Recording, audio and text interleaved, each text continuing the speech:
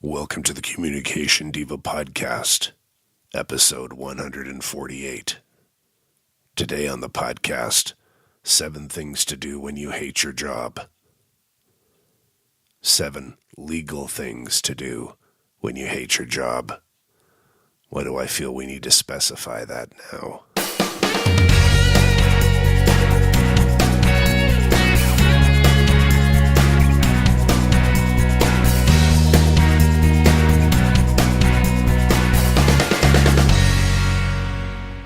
Hey there, this is Jen Swanson. Welcome to the Communication Diva Podcast, where I help you to get the job, to love your work, and to advance your career. I am so glad that you are here listening. I want to give you the heads up, and I don't know exactly when this will be happening, but I had an absolutely amazing session with a business coach this week.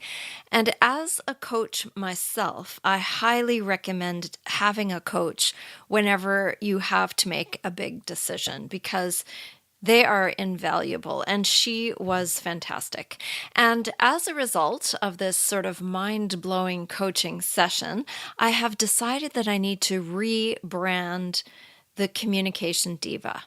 Now, the Communication Diva was a title that I chose back in 2011 when the topic was very general. I was talking about communication in all aspects in a very general way, and you will know if you've been listening since then that recently, January 2017, I added a tagline and I focused much more purposefully on career and workplace topics. And the Communication Diva name doesn't reflect that anymore. And so with the help of my amazing Diva Community Facebook group, and if you're not part of that group, I encourage you to jump in because they have just been fantastic this week. The Diva Community, if you look that up on Facebook, you can ask to join in. And with the amazing help of many of the members of that group who have been helping me to brainstorm and giving me some really good insight into their thoughts around names, I have been considering a few different options. I'm not quite ready to reveal what those are or reveal the final choice yet, but I want to let you know a few things. I am not going anywhere.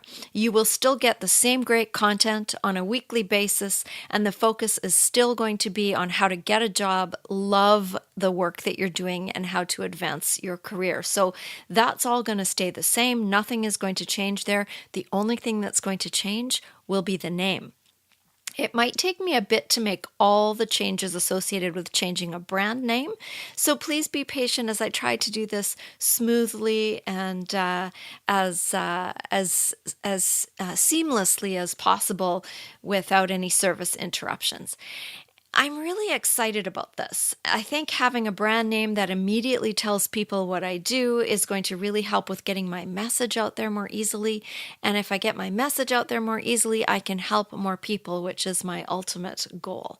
So while all of this at first seemed to be like a massive, daunting task and an overwhelming prospect, I can tell you that I am excited about it. And I hope that you like the final name choice once you hear it, and you're not going to hear it quite yet. So that's what I wanted to let you know. That's coming. Again, you'll find everything in the same place. I'll make sure that if you accidentally go to communicationdiva.com, it'll just redirect to whatever the new one is. Everything is pretty much going to be the same, only the name will be a little bit different. So thank you for listening to all of that. And I just wanted to keep you in the loop and let you know what was happening in the very near future. So today's topic inspiration comes from a conversation that I overheard actually in a coffee shop between 2 people sitting at a table next to me. And it was one of those coffee shops that's really tight. Everything's all jammed in close together. So you might be sitting at your own separate table, but it feels like you're sitting at a table with a number of other people. So I happened to be sitting in a coffee shop that was very tight spaced, and it was impossible not to hear this conversation that was going on with these 2 people. And so it got me thinking, what can you do when you really hate your job and you feel stuck? So the obvious answer, of course, is to quit, but that's not always possible, is it? there are so many reasons why you might not be able to do that, at least not right at this time. So this is not an uncommon situation. This happens to all of us, or many of us, or most of us at some point or another, where we just really don't like what it is we're doing. And sometimes it's the whole thing, and sometimes it's just one or two aspects of your job that you don't like or you can't stand. But it's a really common way to be feeling. We are told we should all be in jobs that are like vacations, where it's fabulous all the time and where we gleefully leap out of bed each morning to this, glorious soundtrack playing in the background, and we zip into work smiling and motivated and would not want to be anywhere else. And that's what we're told we're supposed to be doing. And I say, right. I don't think it doesn't matter what job you do and how much you love the work that you do. I don't think that happens every single day for anybody. Some people are blessed with absolutely loving what they do much of the time. And I'm happy to say that I am one of those people at last. It took me a long time to get here, and I appreciate it. And even when I love doing the stuff that I do with careers and workplace and all of that, and even when I love being a pastor and doing the work I do in the congregation that I serve part-time, there are aspects and moments and times when it's like, oh, do I have to do that? So and I wouldn't use the word hate. I would just say that there are aspects of my job, both of my jobs, that are not fun, that I don't enjoy doing, but that have to be done in the grand scheme of the whole work, of the whole role. And I'm sure that you can relate to that. But if you are finding that you most of the time can't stand what it is you're doing, then you've got something to think about. You've got an issue, you've got a problem, you've got a situation that you might want to dig into a little bit more deeply. And again, sometimes you have to work your way into the career that you love, whether you change jobs or not. I'll say that again. Sometimes you have to work your way into a job that you love, whether you change careers or not. Sometimes it takes inner work, it takes transformational work, which I'm all about, to really appreciate and love the work that you happen to be doing. And sometimes you would rather be anywhere but where you are right now. And I just want you to know that you're not alone in this. This is not uncommon. So what can you do when you can't stand it anymore and you don't feel like you can make a move? What can you do to make it less hard to get motivated to get up and go to work in the morning, and to make it less painful to even be there when you have to be there? Well, I've got 7 things that can help, and I know I seem to have been doing a lot of list episodes lately. Well, I love lists, and you'll notice that they're all odd numbers because I also love odd numbers. But it just seems to be I'm in a little run of list episodes at the moment. Next week, though, and probably the week after that, I'm going to be bringing you some interesting guests. So you won't get lists the next couple of weeks. But for now, let's dive in to the 7 things that you can do when you hate your job. The first thing is make no hasty moves. There can be that overwhelming desire just to say, that's it, I quit, and it would feel good to do that for about 10 minutes. And then what? So I would say that if you have decided that you have to get out, you have all sorts of time before anyone has to ever know that. Time during which you can still be getting paid, time during which you can make a bunch of plans, or you can see if there is a way that you can salvage this job that you're in and stay and feel more fulfilled and more satisfied. So while it might be fun to get dramatic and leave in a grand show of disgust and slam doors and all those kinds of things, very likely you'll regret it. And then you're going to find yourself in a whole world of other trouble when you no longer have that paycheck coming in and when you don't have any other job prospects. So the first thing I'm going to say is resist the urge to flee. Resist the urge to quit in a hasty, fast fashion. And instead try these next few steps and try to be a bit strategic about this. If you really have decided that you want to go, then there are ways to do it well that will reflect on you better and that will serve you better in the end. So let's look at that. Step number 2 is keep it to yourself. Mum's the word. No matter whether you plan to leave eventually or plan to stay and work on salvaging the situation, keeping quiet about the fact that you can't stand it will serve you best in the end. And this includes being very conscious of things like your body language, because your body language speaks volumes and is far more obvious than the words that you say.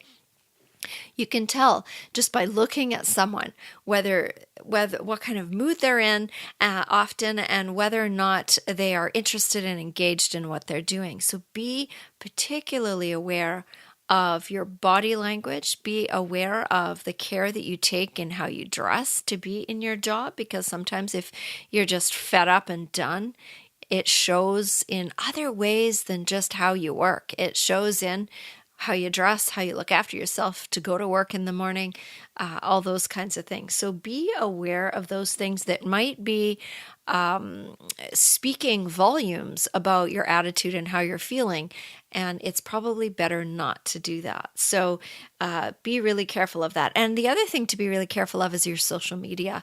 Be careful of your social media stuff. Employers do look at social media and they look at networking sites, and it's really not a good idea to post anything negative about your job or your boss or your work situation online, because it will come back to bite you later, especially if you're going to be doing a job search anytime soon. So until you have a definitive plan of action, say nothing at work. Now, venting to a close friend or a confidant is a good idea. Share your frustration about what's going on for you with someone outside of your workplace, not a coworker, not a colleague, but somebody who has nothing to do with your workplace and someone that you trust. Or if you don't have somebody like that, you're worried about anything getting back, hire a coach. Hire someone to listen to you. Who has that confidentiality clause and who can help you explore your situation when and if there is no one that you feel that you can talk to. Venting and talking it through is completely appropriate, and it's recommended as long as none of it gets back to your workplace. So just be careful, and that's number 2, keep it to yourself. Number 3 is hard work. Number 3 is taking stock. Take stock. What exactly is it about what you're doing that you can't stand, that you hate? Is it the role? Is it the actual work itself? Is it the people that you have to work with, or one person in particular? Is it the schedule? Are you bored? Is it boring? If you can do a bit of an assessment, and if you can ask these hard questions, then you're going to have a better idea of where you're at. Is it you? Does it have to do with your own expectations about what you should be doing or what you want to be doing and aren't, perhaps, in this job? Are you disengaged because of something going on inside of you? Is this work not how you had envisioned your life looking? What is missing? Are you disappointed? Is it an image thing? Is it a dream not fulfilled? Is this work not how you had imagined things to be going in your life? Is there something that you are longing for that's not happening? And are you able to name exactly what that is and why this what you're longing for isn't happening? These are really hard questions, I know, and they can't be answered in 5 minutes. So I suggest taking 1 or 2 of these questions on a run with you, or sitting down with a hot cup of something and journaling about 1 or 2 or all of these questions if you've got time. Pray about them if you pray. Meditate on them. Talk them over with someone you trust or with a coach. Identify exactly why and what it is that's making you unhappy because I hate my job is not specific enough. And you might be surprised by the why that you come up with. You might be surprised by the what that you come up with for answers. So until you can get down deep into the reasons that this is just not working for you right now, it's really hard to move forward. So I'm encouraging you to take the time and to ask yourself some really tough questions, do an assessment. And whatever way that works for you, if you talk to somebody or if you write it out or if you think about it when you're at the gym, whatever the case may be. But do this hard work first because it will serve you in the end. And it will help you to figure out, and who knows, some grand inspiration might come and you'll be off and running on a new path that you never thought of before. So take the time to do the hard work of number 3, take stock. Number 4 is there anything you can change? So after you've taken stock, is there anything in all of it that you can change? And remember, you can't change the behavior of other people, but you can change your own. Is there a way that you can approach this whole thing differently, from a different angle? Can you shift your attitude as an experiment even, and just see what happens if you come at this whole thing with a different attitude? You might surprise yourself. Can you change your routine? Is there a way that you can come in with more positivity and more energy? Can you speak to your boss or your manager about changing some aspects of your work to make things a little better? And if that's possible, how and when are you going to speak to your boss or your manager to find out, to let them know that, again, you don't want to let them know you hate the job. But you might say, this is really a challenge for me, or this particular thing is frustrating, and I think it would work better if blah, blah, blah. So are there some areas that you can identify that you could ask to actually make a change now that might make all the difference in the world? If there is nothing that can be changed in the workplace, is there something you can change in your non-work life so that you have more fun and more entertainment and more things to look forward to outside of work? So that work is work, and then you've got all sorts of interesting things going on in your after-work life. Maybe you sign up to take a cooking class or a language class or join a club, or what is there that you are doing in your outside work life that you can look forward to and that you can appreciate, and just continue to go to work until you figure out what you want to do next. What can you be grateful for in the work that you are doing that maybe you can focus on more frequently to help shift your attitude and your perspective? Because sometimes when we get disenchanted, when we begin to disengage, and you may notice that you are disengaged, that you really don't care, that everything is colored with the same gray of I hate this job, even parts of it that used to be bright and colorful and enjoyable. Can you find those bits again? Can you find those bits that you actually don't hate so much? And can you be grateful for them? Maybe there's one particular person you enjoy working with, or there's one part of the job you actually like, or the location of the job is convenient, or something. Find the little things that you are grateful for and maybe write them down so you can remind yourself about them on particularly hard days, especially if you don't or can't make a move. Number 5, work at being your most professional self. It's really, really easy when you are miserable to do the bare minimum, to disengage and to go through the motions, and everybody is going to know it. We all know people who are doing that. They just don't care anymore, and it totally shows. So don't be that person. It's far better to decide that despite hating where you are, you can improve yourself. And remember, you are your best investment. When you do eventually move on from this job, you want a solid reference. So what can you do to improve getting that? And again, nobody needs to know what you're doing. This is all inner work. You can do this and nobody needs to know what it is you're doing. But what things can you organize? Can you put in place? Can you improve upon as far as your performance goes to be more professional, no matter what kind of job it is that you have? You can be professional in any role. Doesn't matter what the job is. You can do it in a professional manner. It's an attitude, it's an approach, and where can you improve in your professionalism and your approach? Because the idea is that if and when you do make a career change, you want to leave with a good reputation. And otherwise, all of this time has been a real waste, and it doesn't need to be a waste.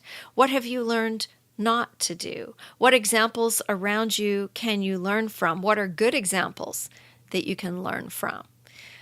One of our kids had a job that had a horrendous manager who really had no idea what he was doing. And we said to her, you've learned how not to be a manager from this excellent example of this horrible manager.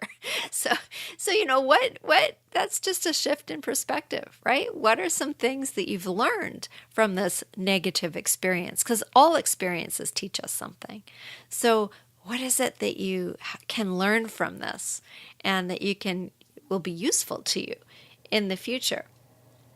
How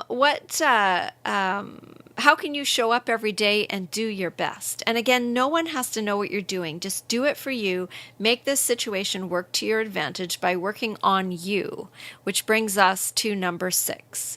Begin prepping for a job search. Now, you might decide you do want to leave after all, but you just can't yet. So take advantage of this paid opportunity to figure out what it is you do want to do. Are there skills that you need to brush up on? Are there courses or training sessions that you can take advantage of that will serve to make you a better job candidate in the future? And maybe there are in-house trainings. Maybe that your company has in-services or has educational opportunities that you can take advantage of. That will help you both in the job that you're doing now, but will look really good on a resume for a future job application. Are there some books that you can read or podcasts that you can listen to that will help you? Set some goals.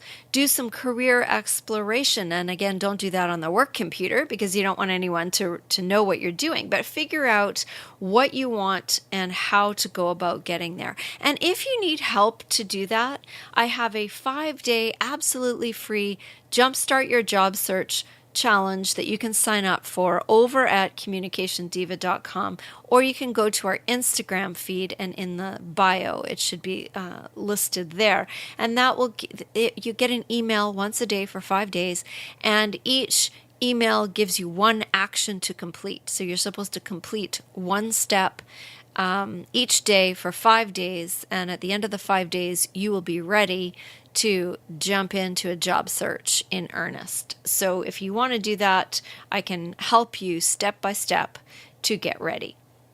Number 6 is to leave well. If and when you do decide to leave, do it with class. I have a whole podcast episode on how to do that back just a couple of episodes, episode 146. And again, use this to get a really good reference for whatever you are doing next. You want to be remembered well, so you want to act professionally and be classy about the situation, even if it is a horrible situation. And believe me, I have had this experience. And you want to leave well for your sake, not for anyone else, but for you, because you want to remain professional and classy in the whole thing. Well, that's all for today. Those are my 7 steps. I'll just say them again, just in case, just to sum it up here. Number 1, make no hasty moves. Number 2, keep it to yourself, because you never know. You might decide to stay and make it work. Number 3, take stock. What exactly is happening? Number 4, is there anything you can change anywhere in the job that you're doing? Number 5, work at being your most professional self and on improving yourself. Number 6, begin prepping for a job search, if indeed that is what you want to be doing is finding another job. And number 7, if you do go that route, plan to leave well.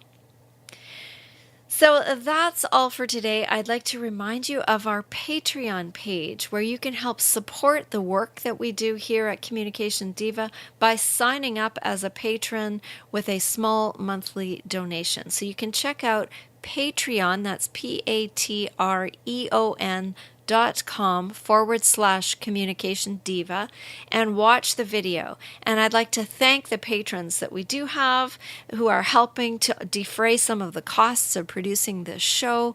I really appreciate that you've jumped in and are helping with that. That's fantastic. I will keep you posted on what is happening with the name change as things progress, because everything will end up changing eventually, and I'll let you know. And I look forward to bringing you a fascinating guest next episode who has an amazing story to tell. So I will talk to you soon. Until next time, this is Jen Swanson. Thank you for listening, and take good care.